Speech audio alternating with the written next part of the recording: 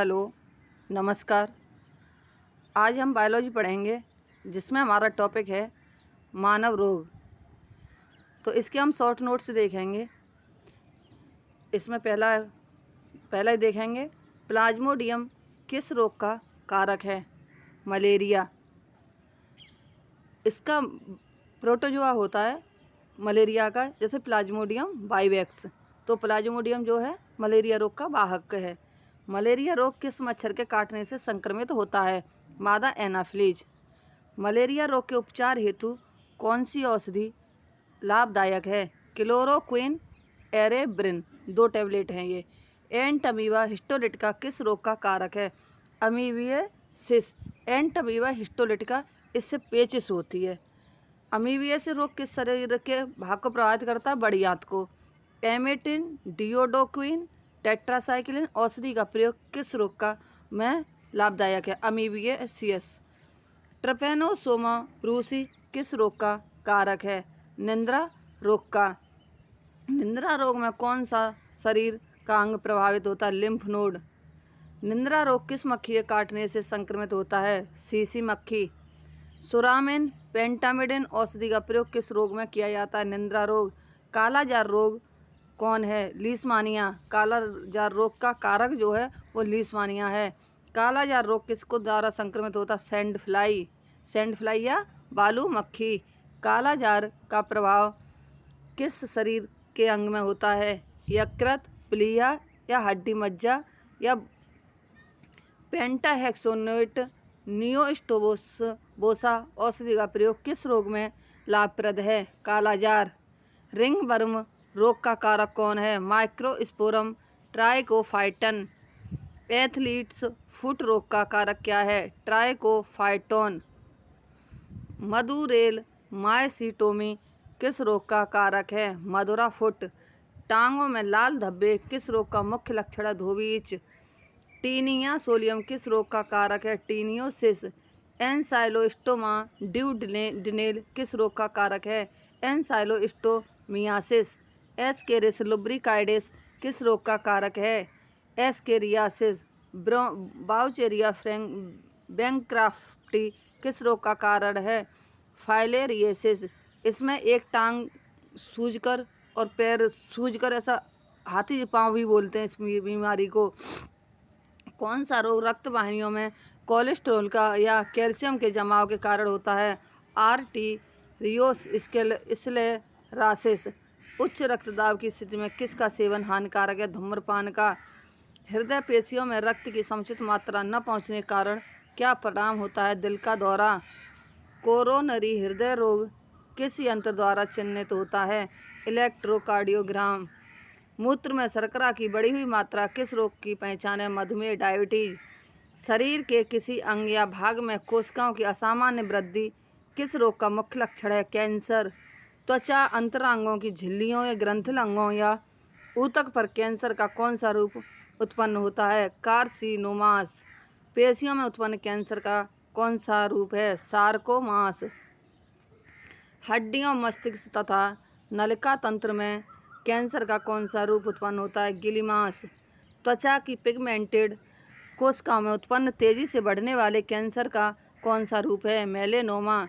Lymph ग्रंथियों व lymph तंत्र में उत्पन्न होने वाला ट्यूमर कौन सा है? लिम्फोमास।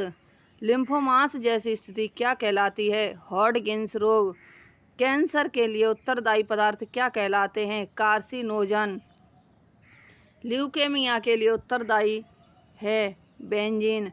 आँख के कैंसर को क्या कहते हैं? रेटिनोब्लास्टोमा। आर्थराइटिस रोग से क्या अभिप्राय है? संधियों में जलन। सामान्यतः फुटबॉल खिलाड़ियों के घुटने में कौन सा रोग होता है? ऑस्टियोआर्थराइटिस। कौन से आर्थराइटिस रोग का इलाज जटिल होता है? रूमाटॉइड। आर्थराइटिस के तीव्र आघातों से संबंधित कौन सा उपापचयी रोग है? गाउट। त्वचा की बाह्यतम परत क्या कहलाती है? कॉर्निफाइड। फैगोसाइट्स से क्या अभिप्राय है? श्वेत रक्त कणिकाएं। किसी विषाणु के शरीर में प्रवेश करने पर उत्पन्न एंटीबॉडी को क्या कहते हैं? एक्टिव प्रतिरोधकता। बाह्य पदार्थ या सूक्ष्म जीव शरीर में एंटीबॉडी बनाने की प्रक्रिया को उत्तेजित करते हैं। एंटीजन, कौन सी एंटीबॉडी रोगाणुओं की बाह्य सतह पर उपस्थित एंटीजन से के साथ क्रिया कर रोगाणुओं की रोग क्षमता का ह्रास करती है। ऑप्सोनिन, मेरीजुआना तथा हशीश किस भारतीय पौधे से प्राप्त किए जाने वाले पदार्थ हैं। पटसन, अफीम, मॉर्फिन व हीरोइन किस पौधे से प्राप्त होती है। पॉपी, बारबिटू, यूरेटस तथा एम्फीटॉम्सिन औषधियाँ किस काम आती हैं। निद्रा दिलाने में।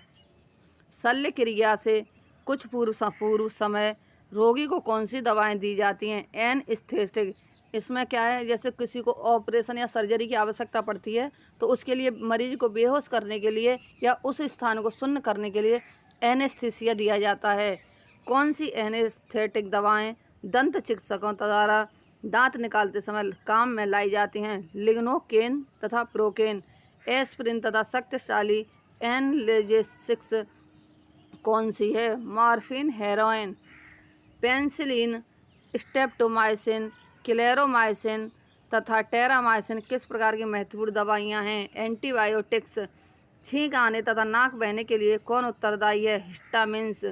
कौन सी दवाएं भय उत्तेजना को कम करने के लिए प्रयोग की जाती हैं। ट्रैंक्विलाइजर्स।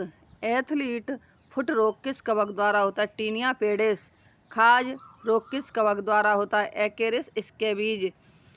गंजापन किस कवक द्वारा होता है। टीनिया कैपिटिस द्वारा। दाद किस कवक द्वारा होता है। ट्राइकोफाइटिन लेरूकोकस।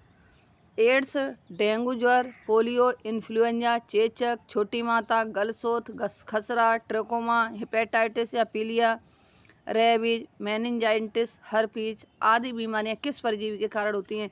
ये सभी बीमारियां विषाणु से होने वाली हैं। एलिसा किस रोग की जांच करने की एक प्रणाली है। HIV AIDS. एलिसा इसकी फुल फॉर्म है एंजाइम लिंक्ड इम्यूनोसॉल्वेंट एसे किस रोग की जांच करने की एक प्रणाली है। HIV AIDS. Western blood test का संबंध किससे है। HIV संक्रमण की खास जांच से। HIV-24 एंटीजोन PCR का क्या उद्देश्य है। इससे रोग की तीव्रता की जानकारी मिलती है। CD4 काउंट परीक्षण का क्या उद्देश्य है। रोगी की प्रतिरोधक क्षमता का आकलन करना। HIV पॉजिटिव लोगों के लिए वर्तमान में किस तकनीक की व्यवस्था की गई है। एंटीरिट्रोवायरस थेरेपी ART। ART सेवाओं की शुरुआत कब की गई। 1 अप्रैल 2004 से। वर्तमान में एड्स के उपचार के लिए किस औषधि का प्रयोग किया गया। एजिडोथाइमिन। डेंगू ज्वर किस मच्छर के काटने से फैलता है। एडिस एजिप्टाई मच्छर। भारत में डेंगू ज्वर का पहला मामला किस शहर में सामने आया। कोलकाता 1963 में। पोलियो वैक्सीन का विकास किस वैज्ञानिक द्वारा किया गया। Jonas Salk. पोलियो वायरस कितने प्रकार के होते हैं। 3 टाइप के, टाइप 1, टाइप 2 और टाइप 3। चिकनगुनिया वायरस का मुख्य स्रोत क्या है। मनुष्य। चिकनगुनिया किस मच्छर के काटने से होता है। Aedes aegypti. मनुष्यों में होने वाले वर्णांधता, haemophilia, Turner syndrome, Klinefelter syndrome, mongolism या डाउन सिंड्रोम, पटाउ सिंड्रोम किस प्रकार के रोग हैं। आनुवांशिक रोग। ये सिंड्रोम एक आनुवांशिक बीमारी है जो क्रोमोसोम में पाई जाती है। तो इसमें क्या होता है, संतान पैदा होने के बाद जैसे क्लीनेफेल्टर सिंड्रोम में गुणसूत्र 46 की जगह 47 हो जाते हैं और इसलिए ये सब सिंड्रोम की बीमारियां हैं। हीमोफीलिया वर्णांधता सिंड्रोम की बीमारी नहीं है।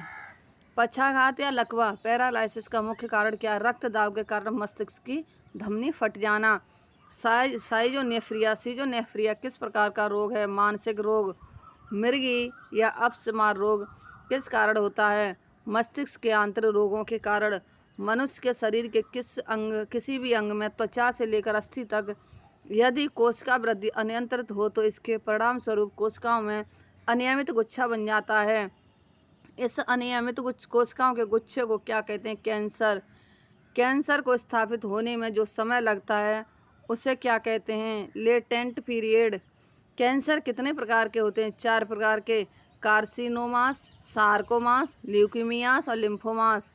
कार्सिनोमास कैंसर की उत्पत्ति किससे होती है। उपकला ऊतक से। ल्यूकोमाइट्स में असामान्य वृद्धि के कारण कौन सा कैंसर होता है? ल्यूकीमियास। किस रेडियो एक्टिव तत्व की उपस्थिति से अस्थि कैंसर होता है? स्ट्रोंशियम 90। इटाई नामक रोग किस तत्व के कारण होता है? कैडमियम के कारण। राष्ट्रीय आयोडीन अल्पता विकास कार्यक्रम किस वर्ष शुरू हुआ? 1962 में। 1962 में। कुछ प्रमुख केंद्रीय स्वास्थ्य कार्यक्रम एवं उनके प्रारंभ का वर्ष देखेंगे।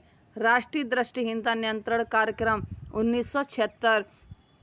राष्ट्रीय कैंसर नियंत्रण कार्यक्रम 1975 से 76। राष्ट्रीय मानसिक स्वास्थ्य कार्यक्रम 1982।